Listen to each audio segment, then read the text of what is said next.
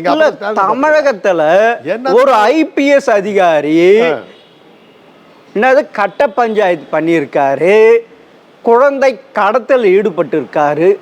இப்படி ஒரு மோசமான போலீஸ் துறையை பார்த்ததே இல்லை தமிழகம்.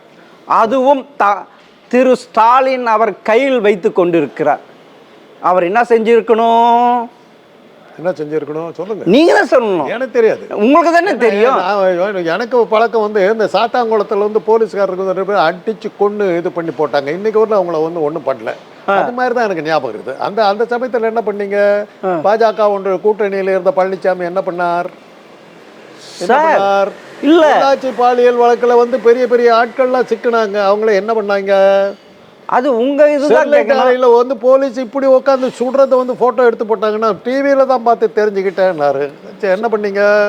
அப்படியா? இல்ல அப்படின்ற அளவுக்கு உங்களுக்கு விஷயம் தெரியலன்னா நீங்க அப்படி இல்ல. ஒரு காவல் அதிகாரியை சுட்டார் தாங்க சொல்றேன். அது சுட்டார். இப்ப 2 நாளைக்கு உட்காந்து வேன் மேல உட்காந்து குறிபாத்து மக்களை சுடுறாரு. இல்ல 2 நாளைக்கு முன்ன ராணிப்பேட்ல ஒரு வழக்கறிஞரை சுட்டு இருக்காங்க கன்ல. எது?